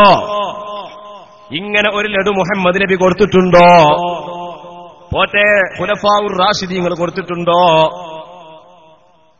ഇതിങ്ങനെ ചിന്തിച്ചപ്പോൾ അവന്റെ കൈവലിക്കയാണില്ലല്ലോ, ആരും കൊടുത്തിട്ടില്ലല്ലോ. ഇതെങ്ങാനും ഞാൻ കൊടുത്തിട്ടുണ്ടെങ്കിൽ ഞാൻ നരകത്ത് പോയേനെ എന്നൊരു വഹാബി ചിന്തിച്ചു പോയെങ്കിൽ ആ ചിന്തിക്കുന്ന വഹാബിയെ ആ ഒരു അവസ്ഥയിലേക്ക് ആരാ എത്തിച്ചത്? എവിടേക്ക് ആരാണ് ഇവനെ അതിലേക്ക് എത്തിച്ചത്? ആരാ അതിന്റെ ഉത്തരവാദി? ആരാ?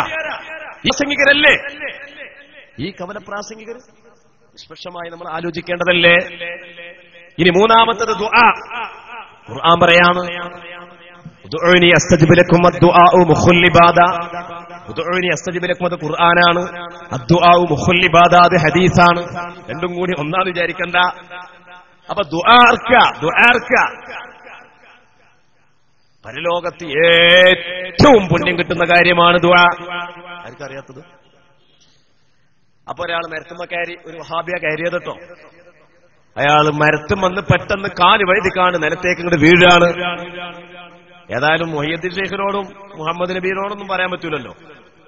അതുകൊണ്ട് അള്ളാഹിനോടൊന്നും ഇങ്ങനെ പറയാ. എന്തു പറയുമോ? എന്തോ പറയാ. മുസ്തഫായ നബിതങ്ങൾ മരത്തുമെന്ന് വീണപ്പോ എന്താ ചെല്ലിയത് എന്ന് ആലോചിച്ചു നോക്കി. അത് കിട്ടുന്നില്ല. എന്നാ ഖുലഫാഉർ റാഷിദീങ്ങൾ എന്താ ചെല്ലിയത്? അതും കിട്ടുന്നില്ല. താബീകൾ എന്താ ചൊല്ലിയത്? അതും കിട്ടുന്നില്ല. ഇവനെന്താ ദ്വാർക്ക? എന്ത് ദ്വാർന്നാലും നരകത്ത് പോകും. കാരണം അവര് ദ്വാർന്നിട്ടില്ലല്ലോ.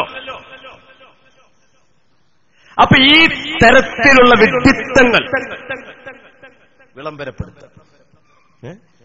ഒന്നാള് ഇരുവേറ്റിൽ വെച്ചുകൊണ്ടുള്ള ഒരു പ്രസംഗത്തില്, അതുപോലെ തന്നെ ഇവിടെ പ്രസംഗിച്ചയാളും ഞാൻ നേരത്തെ പറഞ്ഞ CD-യിൽ പ്രസംഗിച്ചയാളും എല്ലാം അവരുടെ പ്രസംഗത്തിന്റെ തുടക്കത്തിലും പ്രസംഗം കഴിയുമ്പോഴും നീണ്ട ദുആ, ജീവിച്ചിരിപ്പുള്ളവർക്ക് മരിച്ചവർക്ക് വേണ്ടി മറ്റുമായിട്ട് അനേകം ദുആ. അള്ള മാത്രം കേൾക്കുന്ന ഒച്ചയിലൊന്നുമല്ല, മൈക്കിൽ കൂടി നാടിനെ മുഴുവൻ കേൾപ്പിക്കുന്ന ശബ്ദത്തിലാ ദുആ ഇറക്കുന്നത്. പരലോകത്തിന് കൂലിട്ടാൻ വേണ്ടിയുള്ള ദുആ. ദുആ എന്ന് പറഞ്ഞാൽ ഇബാദത്താണല്ലോ. അത് പരലോകത്തിലേക്ക് നമ്മൾ ചെയ്യുന്ന സൽക്കർമ്മങ്ങളിൽ പ്രധാനപ്പെട്ടതാണല്ലോ. ഞാൻ ഇരുവേറ്റിൽ വന്നുകൊണ്ട് അവിടെ നമുക്കെതിരിൽ പ്രസംഗിച്ച ആളോട് ചോദിച്ചു, നിങ്ങൾ നിങ്ങളുടെ പ്രസംഗത്തിന്റെ തുടക്കത്തിലും നിങ്ങൾ നിങ്ങളുടെ പ്രസംഗത്തിന്റെ ഒടുക്കത്തിലും നടത്തിയ നീണ്ട ദുആ എന്ന ഇബാദത്ത് ഏത് സ്വഹാബിയാ പ്രവർത്തിച്ചത് ചോദിച്ചു. അതിന് അദ്ദേഹം പിന്നെ എനിക്ക് നൽകിയ മറുപടി എന്താണെന്നറിയോ? അവിടെ തന്നെ ഒന്ന് പ്രസംഗിച്ചു കുറച്ച് കഴിഞ്ഞിട്ട് എന്റെ പ്രസംഗത്തിന്റെ ചിന്തകളൊക്കെ ജനങ്ങൾ മറന്നു എന്ന് തോന്നിയപ്പോ 2-3 ആഴ്ച കഴിഞ്ഞപ്പോ വീണ്ടും വന്നു പ്രസംഗിച്ചു. അതിപ്പോ പ്രസംഗത്തിന്റെ മുമ്പ് ദ്വാർക്കുക പിമ്പ് ദ്വാർക്കുക എന്ന് പറഞ്ഞാൽ അത് അവരൊന്നും ചെയ്തു എന്ന് എന്റെ അടുക്കൽ അറിവില്ലെങ്കിലും ദ്വാർക്കണമെന്ന് പറഞ്ഞിട്ടുണ്ടല്ലോ, ദ്വാർക്കണമെന്ന് അള്ള പറഞ്ഞിട്ടുണ്ടല്ലോ, ദ്വാർക്കണമെന്ന് റസൂല് പറഞ്ഞിട്ടുണ്ടല്ലോ. അതാണ് തെളിവ്. അതാ തെളിവ്. എന്നാൽ അതേ തെളിവെച്ചുകൊണ്ട് പറയട്ടെ, സ്വലാത്ത് ചൊല്ലണമെന്ന് അള്ള പറഞ്ഞിട്ടില്ലേ? സ്വലാത്ത് ചൊല്ലണമെന്ന് റസൂല് പഠിപ്പിച്ചിട്ടില്ലേ? അതുതന്നെയാണ് നാരിയത്ത് സ്വലാത്തിന്റെ തെളിവ്. അതുതന്നെയാണ് ദിക്ർ ചൊല്ലണമെന്ന് അള്ള പറഞ്ഞിട്ടില്ലേ? ദിക്ർ ചൊല്ലണമെന്ന് റസൂല് പറഞ്ഞിട്ടില്ലേ? അതുതന്നെയാണ് ഹദ്ദാദ് റാത്തീബിന്റെ തെളിവ്. ആ കൂട്ടത്തിൽ അള്ളാഹുവിന്റെ റസൂലിന്റെ പേരിൽ ദിക്ർ, അള്ളാഹുവിന്റെ റസൂൽ എന്ന നിഅമത്തിന്റെ പേരിൽ നടത്തുന്ന ദിക്ർ, ആ ദിക്ർ കൊണ്ടാ മങ്കൂസ് മൗലിദ് ആരംഭിച്ചത്. പിന്നെ അതിൽ ഒന്നാമത്തെ വരിയിൽ പറഞ്ഞത് എന്താ? അള്ളാഹുവിന്റെ റസൂലിന്റെ ഏറ്റവും വലിയ ഒരു പ്രത്യേകതയായിട്ട് പറയപ്പെടുന്ന ഒരു സംഗതിയാണ് അള്ളാഹുവിന്റെ റസൂലിന്റെ ശരീരം ആദം നബി അലൈഹി സ്വലാം പടച്ചതിന് ശേഷം അബ്ദുള്ള ആമിന എന്നവരിലൂടെയാണ് വെളിപ്പെടുന്നത്. യാതൊരു സംശയവുമില്ല. അതേ സമയത്ത് അല്ലാഹുവിന്റെ റസൂലിന്റെ ആത്മീയമായ നൂറ്, ആ നൂറിനെ പറ്റി അത് ഈ പ്രപഞ്ചത്തിന്റെ പ്രഥമ സൃഷ്ടിയാണ്. അതെവിടെ പറഞ്ഞു? എത്രയോ ഗ്രന്ഥങ്ങളിൽ കാണാം, ഇമാമിങ്ങളെ കിതാബുകളിൽ അത് കാണാം. അവരിൽ പലരും ഉദ്ധരിക്കുന്നു. മുസന്നഫ് അബ്ദുർ റസാഖിന്റെ 1-ാം വാള്യം 1-ാം അധ്യായം 1-ാം ഉപശീർഷകത്തിന്റെ 19-ാം ഹദീസ് പരിശോധിച്ചു നോക്കൂ. അവ്വലു ശൈഇൻ ഖലഖഹുല്ലാഹ് ഹുവ നൂറു നബിയിക യാ ജാബിറു കമാ ഖാല ത്വാഹ മുഹമ്മദുൽ മുസ്തഫ സ്വല്ലല്ലാഹു അലൈഹി വസല്ലം. 1-ാം പടപ്പ് അല്ലാഹുവിന്റെ റസൂലിന്റെ നൂറാണ്, നൂറ് മണ്ണല്ല. അപ്പൊ ഇവർക്കൊരു ചോദ്യമുണ്ട്. ആദം നബിയിൽ നിന്നാണല്ലോ മനുഷ്യകുലം, ആദം നബിയാണെങ്കിലോ മണ്ണിൽ നിന്നും, പിന്നെങ്ങനെയാണ് ആദം നബിന്റെ മുമ്പ് മുഹമ്മദ് നബി ഉണ്ടാകുക ചോദ്യം. ഇനി ഇവർക്കിതിന്റെ ഗുട്ടൻസ് മനസ്സിലാവുന്നില്ല. മുഹമ്മദ് നബിക്കൊരു ശരീരമുണ്ട് സല്ലല്ലാഹു അലൈഹി വസല്ലം, മുഹമ്മദ് നബിക്കൊരു ആത്മാവുണ്ട് സല്ലല്ലാഹു അലൈഹി വസല്ലം, മുഹമ്മദ് നബിയുടെ ആത്മീയമായ നൂറുണ്ട് സല്ലല്ലാഹു അലൈഹി വസല്ലം. ശരീരം ആദം നബിയിൽ നിന്നുണ്ടായതാണെങ്കിലും ശരീരത്തിന്റെ മുമ്പേ ആത്മാവില്ലേ? എന്റെയും നിങ്ങളുടെയും ശരീരം ഈ ഭൂമിയിൽ പ്രത്യക്ഷപ്പെടുന്നതിന് മുമ്പ് തന്നെ അല്ലാഹു നമ്മുടെ ആത്മാവിനെ പഠിച്ചിട്ടില്ലേ? ആത്മാവ് എവിടുന്നാ വരുന്നത്? റൂഹ് എവിടുന്നാ വരുന്നത്? റൂഹ് നമ്മുടെ മാതാപിതാക്കളിലൂടെ വന്നതാണോ? നമ്മുടെ ഉമ്മ നമ്മളെ ഗർഭം ധരിക്കുമ്പോൾ 4 മാസമാകുമ്പോൾ ഒരു മലക്കിനെ അല്ലാഹു പറഞ്ഞേക്കുന്നു. 4 കാര്യങ്ങൾ അതാ ഗർഭാശയത്തിനകത്ത് എഴുതി വെക്കുന്നു. റിസ്ഖുഹു വ അമലുഹു വ അജലുഹു വ ശഖിയ്യുൻ ഔ സഈദ്. കുഞ്ഞിന്റെ വയസ്സ്, കുഞ്ഞിന്റെ ഭക്ഷണം, കുഞ്ഞിന്റെ കർമ്മം, വിജയ പരാജയം. അതിനു പുറമേ അപ്പളാ റൂഹിനെ ഊതണമെങ്കിൽ ആ റൂഹ് നേരത്തെ അള്ള പടച്ചിട്ടുണ്ടാകും. അത് എത്രായിരം കൊല്ലം മുമ്പാ.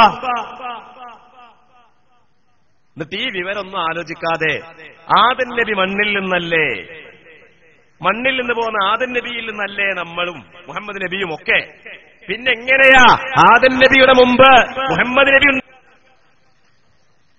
ആദം നബിയെ അല്ലാഹു തആല ഭൂമിയിലേക്ക് പറഞ്ഞേക്കുന്നതിന്റെ മുമ്പ് തന്നെ എന്റെയും നിങ്ങളുടെയും ആത്മാക്കളുണ്ട്. ഇത് ഇസ്ലാമിന്റെ വിശ്വാസമല്ലേ? ഇത് മുസ്ലിമിന് അറിയുന്ന കാര്യമല്ലേ? എന്തേ ഒരു വഹാബിക്ക് ഇത് അറിയാതെ പോയി? എന്തേ ഒരു കവലപ്രാസംഗികന് ഈ അടിസ്ഥാന വിഷയം തിരിച്ചറിയാതെ പോയി? എന്റെ പ്രിയപ്പെട്ട മുഅ്മിനീങ്ങൾ, വളരെ ഗൗരവതരമായി ചിന്തിക്കേണ്ടുന്ന വിഷയങ്ങളാണ്. അപ്പോ ഈ മാലയിലും മൗലിദുകളിലും ഉള്ളത് കെട്ടുകഥകളാണ്, ഇല്ലാത്ത കഥകളാണ്. അതിനു പുറമെ അതിൽ മഹാന്മാരോടുള്ള പ്രാർത്ഥനയാണ് അതിലുള്ളത്. ഈ ആരോപണമാണ് അവരുന്നയിക്കുന്നത്. യഥാർത്ഥത്തിൽ എന്നിട്ട് അവർ പറയുന്ന ആരോപണം എന്താണ്? മങ്കൂസ് മൗലിദിൽ അല്ലാഹുവിന്റെ റസൂലിനെ വിളിച്ചുകൊണ്ട് ഇർതകബ്തു അലൽ ഖതാ ഗൈറ ഹസിരിൻ വഅദദ് ലക അഷ്കൂ ഫീഹി യാ സയ്യിദി ഖൈറൻ നബി. നബിയോട് സങ്കടം പറയാം. നബിയെ എന്ന് പറയുമ്പോൾ തന്നെ മനസ്സിലാക്കാം, ഈ പറയുന്നവന്റെ മനസ്സ വാച കർമ്മണ നബിയെ നബിയായിട്ടാണ് വിശ്വസിക്കുന്നത്. അതിനപ്പുറം നബി ഒരു മലക്കാണെന്ന് പോലും ഈ പറയുന്നവന്റെ മനസ്സിലില്ല. അതിനപ്പുറം ആ പ്രവാചകൻ ഒരു ഇലാഹാണെന്ന് ഈ പറയുന്നവന്റെ മനസ്സിലില്ല. അതിനപ്പുറം ആ പ്രവാചകൻ റബ്ബാണ്, റബ്ബിന്റെ അവതാരമാണ്, റബ്ബിന്റെ പുത്രനാണ് എന്നൊരു വിശ്വാസം ഈ പറയുന്നവന്റെ ഹൃദയത്തിലില്ല. കാരണം എങ്ങനെ ഉണ്ടാവും? തുടക്കം തന്നെ എന്താ പറഞ്ഞത്? സുബ്ഹാനല്ലദീ അത്ലഅ ഫീ ശഹരി റബീഇൽ അവ്വൽ ഖമറ നബിയിൽ ഹുദാ വഔജദ നൂറഹു ഖബല ഖൽഖിൽ ആലം വസമ്മാഹു മുഹമ്മദാ. അല്ലാഹു സുബ്ഹാനഹു വ തആലയെ സകലമാന ശിർക്കിനെ തൊട്ടും സകലമാന ന്യൂനതയെ തൊട്ടും സകലമാന പങ്കുചേർക്കലുകളെ തൊട്ടും ഞാനിതാ പരിശുദ്ധിപ്പെടുത്തുന്നു എന്ന തൗഹീദിന്റെ അചഞ്ചലമായ വാചകം കൊണ്ട് ആരംഭിക്കുന്ന മങ്കൂസ് മൗലിദിൽ പിന്നെ എങ്ങനെയാണോ ശിർക്കുണ്ടാകുക? തൗഹീദിന്റെ അങ്ങേ അറ്റത്തെ സമർപ്പണത്തിന്റെ വാചകം മനസ്സറിഞ്ഞ് ചൊല്ലുന്ന ഒരു മുസൽമാന്റെ ഹൃദയത്തിൽ പിന്നെ എങ്ങനെയാണോ ശിർക്കുണ്ടാകുക? നീ അവിടെ ആരോപിച്ച് പ്രസംഗിച്ചു പോയാൽ മതിയോ? തോന്നിയാസം പറഞ്ഞാൽ മതിയോ? ارتكبت على الخطا غير حسر وعدد لك أشكو فيه يا سيدي خير النبي.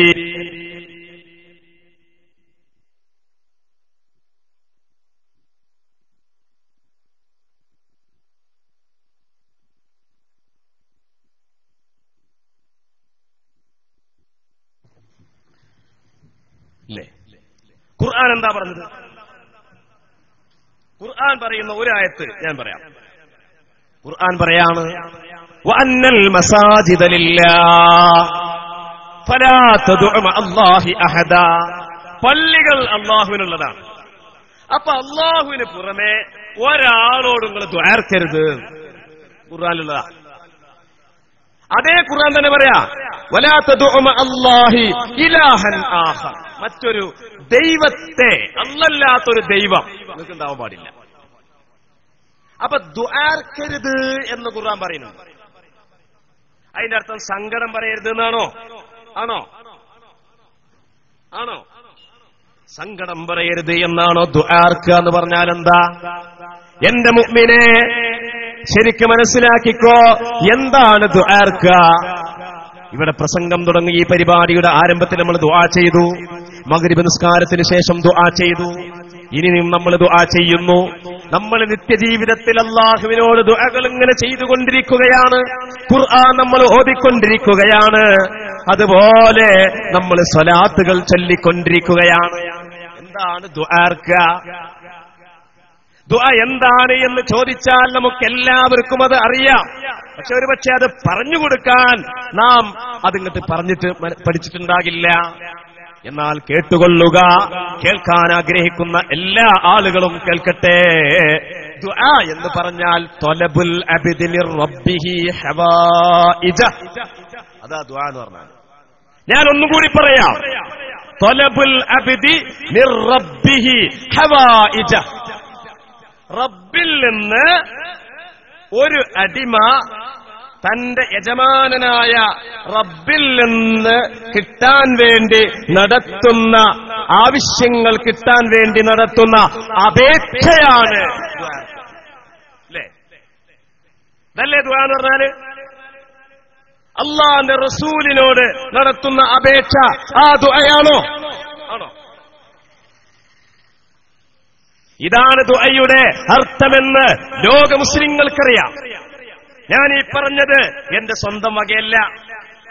ഞാൻ ഈ പറഞ്ഞത് കൃത്യമായി തഫ്സീറുർ റാസിയിൽ അതിന്റെ നിർവചനമായി പറഞ്ഞതാണ്. ഒരാൾക്കും അത് നിഷേധിക്കാൻ പറ്റില്ല. എന്നാൽ ഇവിടെ പ്രസംഗിച്ചു പോയ കരിമ്പിലാക്കൽ എന്ന് പറയുന്ന പ്രഭാഷകൻ, അദ്ദേഹം പറഞ്ഞു അദൃശ്യവും അഭൗതികവുമായ മാർഗത്തിലൂടെയുള്ള തേട്ടമാണ് പ്രാർത്ഥന അഥവാ ദുആർക്കൽ. നഊദു ബില്ലാഹ്. ഞാൻ അല്ലാഹുവിനോട് കാവൽ ചോദിക്കുകയാണ്. അല്ലാഹുവിന്റെ ദീനിൽ ഏതു സാധാരണക്കാരനും ഒരുപോലെ പ്രവർത്തിക്കുകയും ഏതു സാധാരണക്കാരനും ഒരുപോലെ മനസ്സിലാക്കി വെക്കുകയും ചെയ്ത ദുആർക്കുക എന്നതിന് അഭൗതികവും അദൃശ്യവുമായ മാർഗത്തിലൂടെയുള്ള സഹായതേട്ടം എന്ന ഒരു അർത്ഥം ലോകത്ത് ഒരു പ്രവാചകനും പഠിപ്പിച്ചിട്ടില്ല. വിശുദ്ധ ഖുർആൻ സൂറത്തുൽ ബഖറ മുതൽ സൂറത്തുൻ നാസിന്റെ അവസാനത്തെ ആയത്തായ മിനൽ ജിന്നത്തി വന്നാസ് വരേക്കുമുള്ള 6000 ചില്ലാനം ആയത്തുകൾ ഓതുകയും ഓതിക്കൊടുക്കുകയും ചെയ്ത പണ്ഡിതന്മാരിരിക്കുന്ന സദസ്സാണ് ഈ സദസ്സ്. ഇവരാരെങ്കിലും അങ്ങനെ ഒരു ആശയം കണ്ടിട്ടുണ്ടോ? ഈ പൂനൂരിൽ പ്രസംഗിച്ച ബഹുമാന്യനായ ആ പ്രാസംഗികൻ, പക്ഷേ അദ്ദേഹം ദീനുൽ ഇസ്ലാമിനെ എന്തുമാത്രം കൊച്ചാക്കി. ദീനുൽ ഇസ്ലാമിന്റെ പ്രാർത്ഥന, ദീനുൽ ഇസ്ലാമിന്റെ ദുആർക്കൽ, ദീനുൽ ഇസ്ലാമിന്റെ ഇബാദത്ത്, ദീനുൽ ഇസ്ലാമിന്റെ ആരാധന, ആ പറഞ്ഞ ആരാധനക്കും ഇബാദത്തിനും പ്രാർത്ഥനക്കും ദുആക്കും അദൃശ്യവും അഭൗതികവുമായ മാർഗത്തിലൂടെയുള്ള സഹായതേട്ടം എന്ന ഒരു അർത്ഥം ഉണ്ടോ? നമ്മൾ നിരന്തരം ചോദിച്ചില്ലേ? സംവാദങ്ങളിൽ ചോദിച്ചില്ലേ? പ്രസംഗങ്ങളിൽ ചോദിച്ചില്ലേ?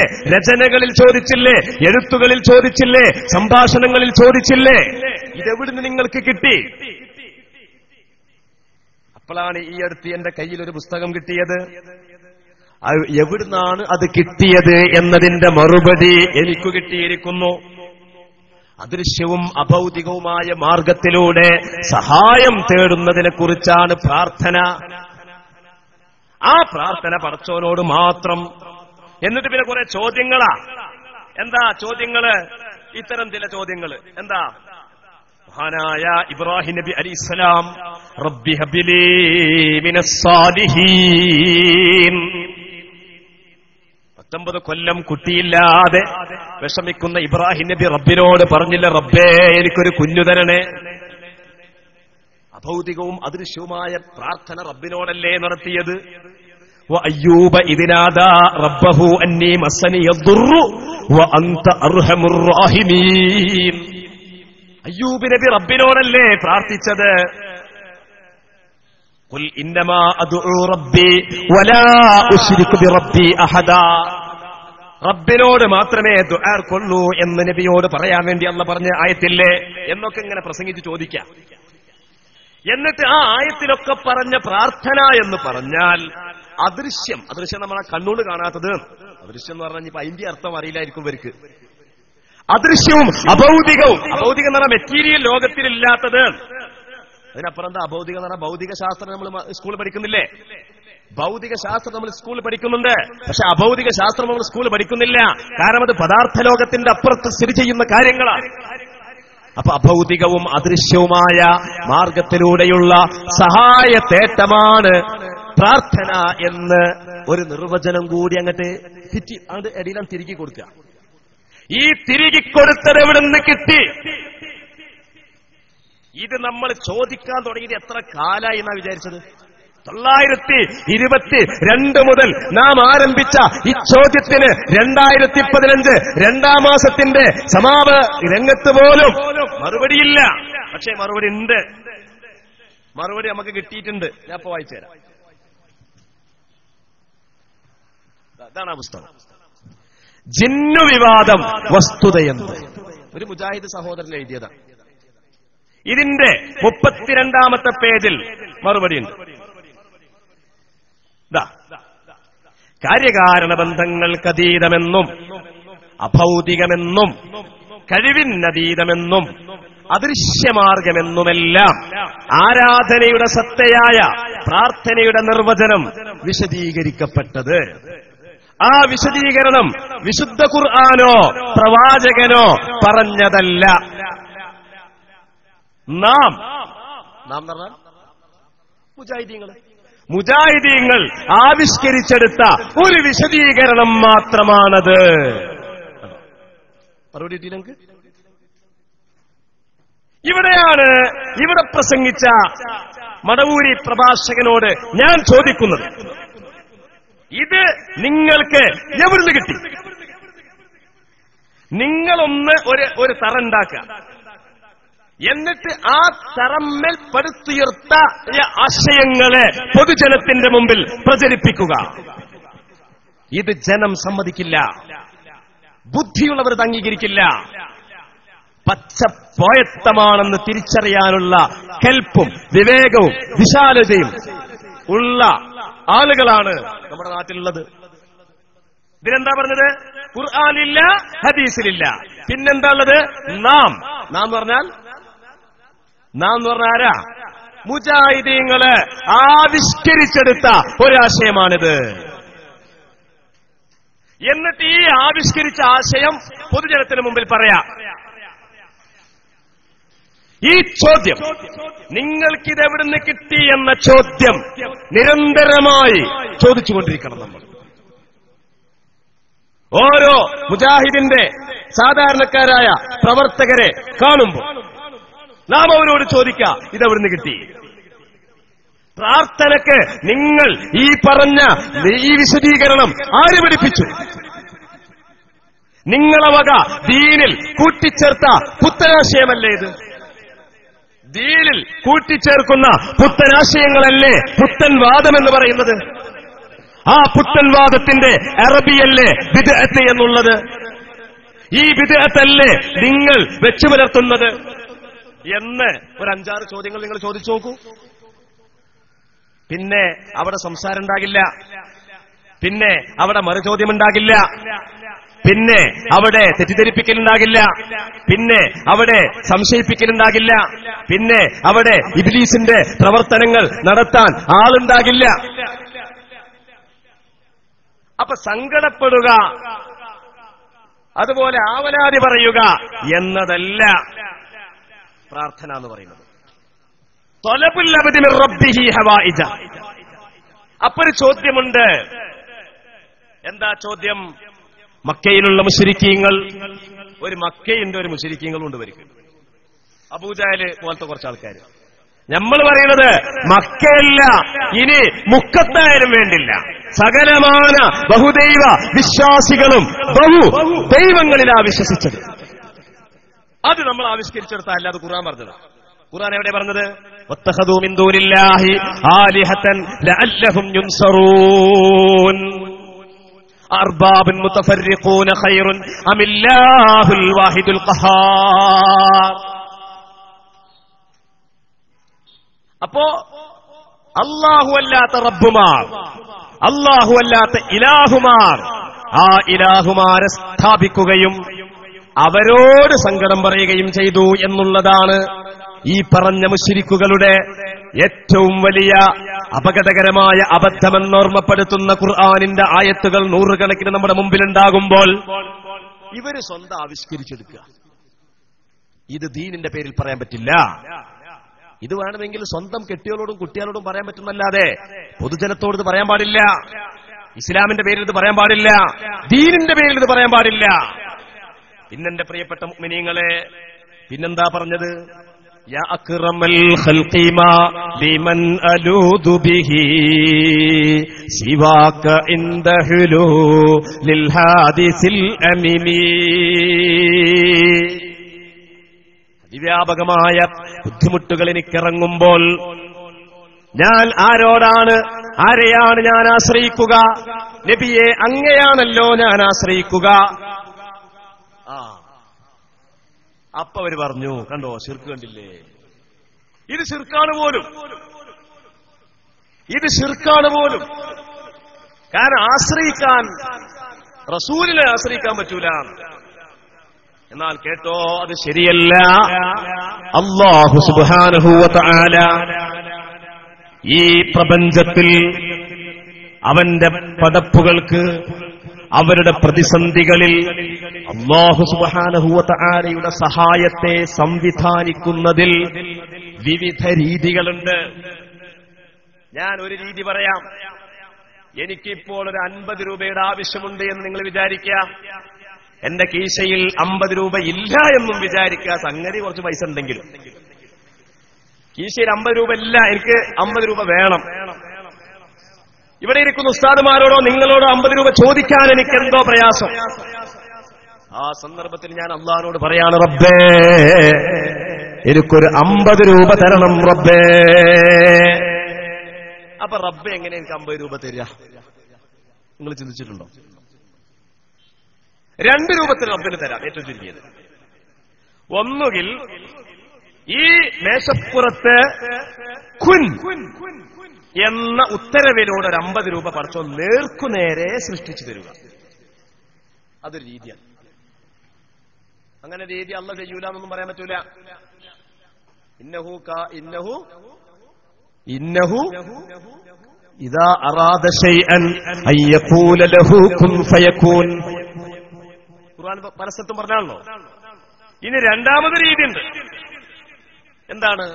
അള്ളാഹു അവന്റെ ഏതെങ്കിലും ഒരു പടപ്പുകളുടെ കീശയിൽ നിന്ന് ആ പടപ്പുകളെ കൊണ്ട് എനിക്ക് എത്തിച്ചേരാം.